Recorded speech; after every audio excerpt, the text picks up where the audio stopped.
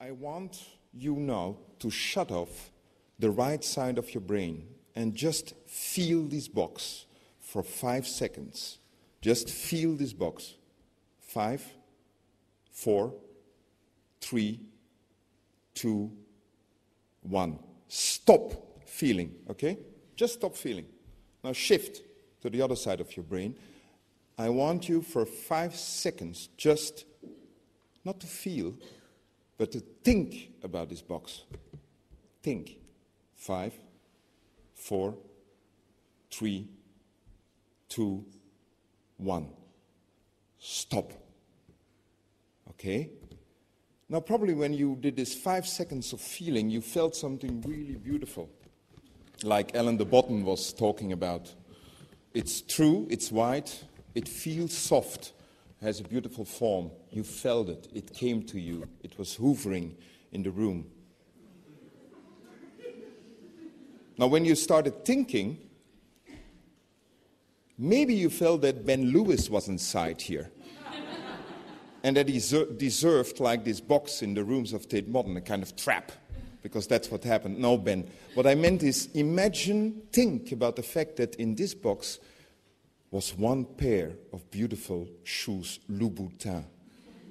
Now it becomes something, isn't this box? Hey, not Ben Lewis, but a pair of Louboutins, 2,000 euros, 2,000 pounds. I'm going to talk about the difference between feeling and thinking, and why it matters that we keep thinking, keep speaking about art. Can you keep your box? Okay. Ladies and gentlemen, that was the extra 30 seconds. The museum, to quote a snide comment by French poet Paul Valéry, came into being when sculpture and painting lost their mother, architecture, to death. Like orphans, the two arts wandered homeless through the world until the museum offered them a sanctuary. Paul Valéry's idea that paintings and sculptures get to be exhibited only as orphans inspired the notion of aesthetical pleasure, a form of isolation. An isolation, dear Ellen, an isolation from the real world. As a consequence, art got to be an experience rather than a discourse. And some of us, we heard them tonight, some of us still like this idea. And why not? However, with the rise of the avant-garde at the beginning of the 20th century, think of the so-called ready-mades of Marcel Duchamp, for instance. This white box could be a ready-made. The implementation of a work of art got to be distinguished from execution.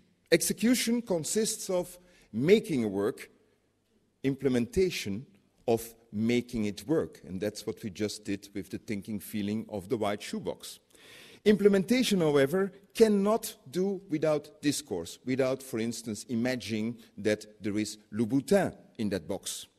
Implementation cannot do without discourse, challenging people to meet, to talk, and to take a stand. Indeed, the artworks of the avant-gardes could and cannot, in order to make them work, speak for themselves. In contrast, for instance, to advertisement campaigns.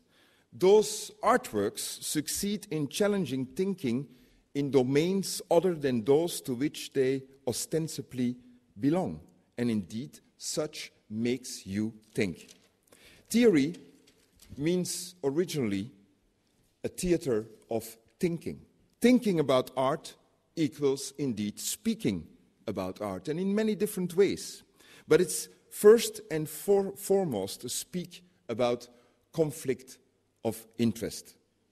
And that's what we are doing tonight. That's why, more often than not, speaking about art sounds very confusing.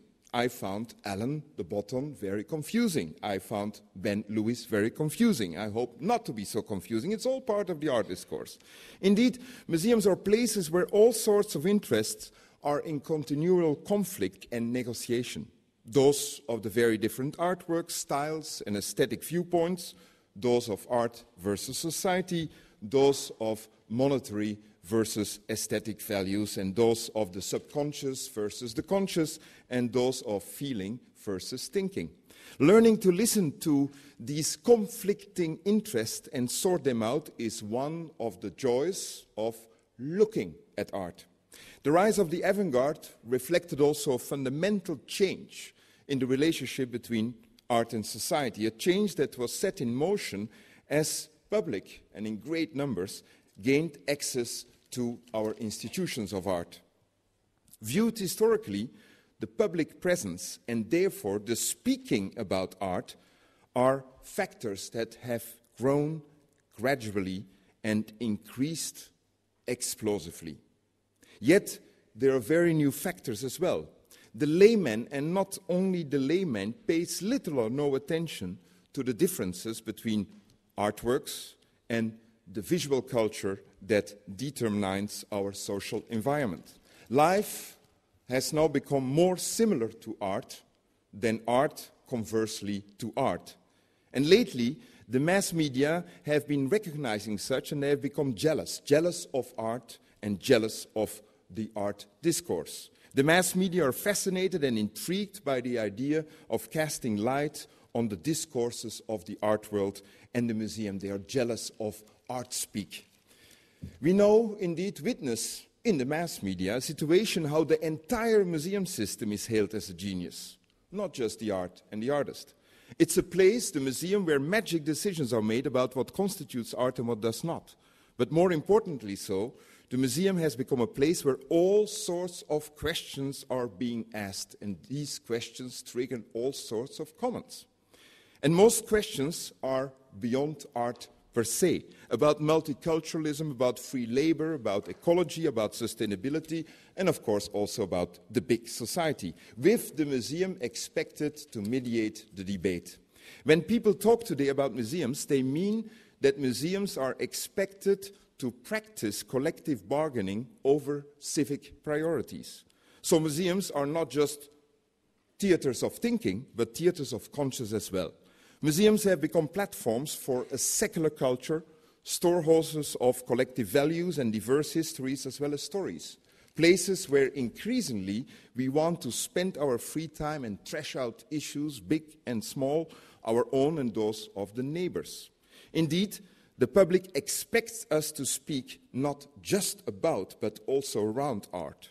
Furthermore, the combining and conversing of digital technologies is forcing art and museums to engage in completely new ways with different audiences.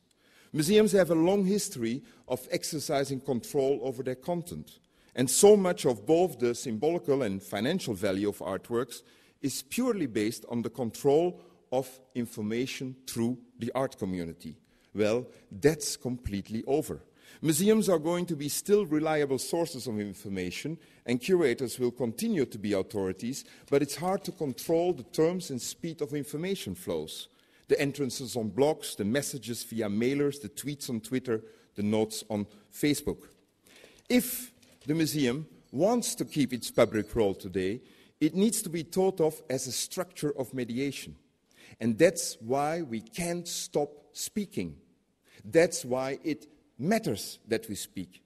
No matter how, we have to continue to speak, and my feeling is that the speaking about art just have begun. Speaking, ladies and gentlemen, in a museum is, for better or worse, irreplaceable. We cannot stop speaking, we have to continue to speak, and it doesn't matter how. It's speaking that matters. Thank you.